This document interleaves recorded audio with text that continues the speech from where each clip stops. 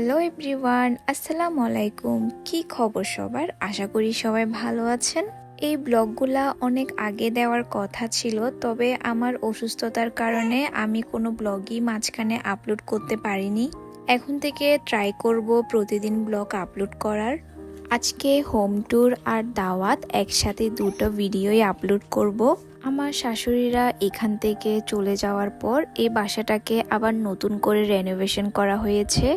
আমার জামাইয়ের ইচ্ছা ছিল সে তার বাসাটাকে তার মনের মতো করে রেডি করবে, এবং সেটা তাই হলো। সে তার ইচ্ছা অনুযায়ী তার মনের মতো করে পুরো বাসাটাকে অনেক সুন্দর করে ডেকোরেশন করেছে।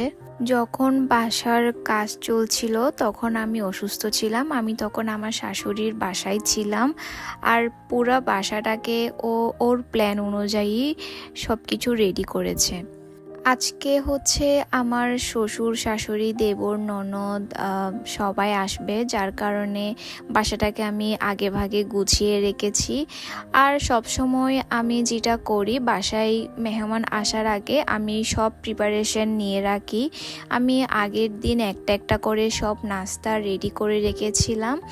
আর আমার শাশুড়িরা যখন কল করেছিল ওরা বের হয়ে গিয়েছে, দেন আমি সব কিছু এখানে গুছিয়ে নিচ্ছি।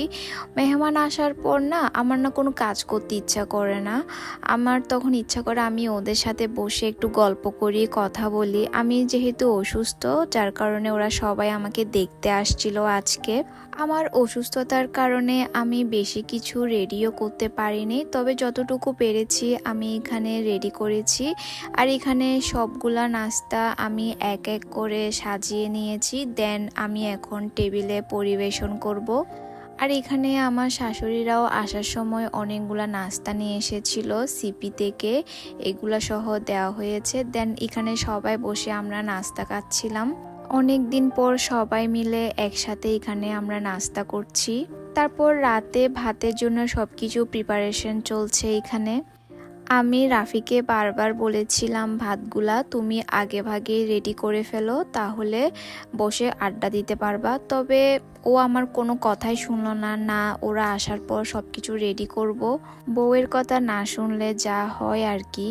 এরপর আমাদের ভাতের প্রিপারেশনে আমার আর ওর ওইদিকে টাইম দিতে হচ্ছে। আমার শাশুড়িদেরকে তেমন বেশি টাইমও দিতে পারছিলাম না। যাই হোক, ওইখানে আজকে দম বিরিয়ানি রান্না করছিল। ওর হাতের দম বিরিয়ানিটা অনেক বেশি মজা হয়।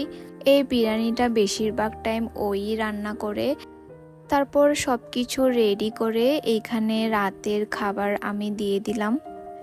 তেমন বেশি কিছু করতে পারিনি, যতটুকু পেরেছি ততটুকু রেডি করেছি। টেবিলের মধ্যে সবগুলা খাবার দিয়ে তারপর আমরা সবাই মিলে খেতে বসে গিয়েছি। এখানেও আমি বারবার বলছিলাম অনেক দিন পর আমরা সবাই একসাথে বসে ভাত খাচ্ছি। খাওয়া দাওয়া শেষ করে আম্মুরা চলে যাওয়ার পর আমি এখানে একা একা বসে আছি।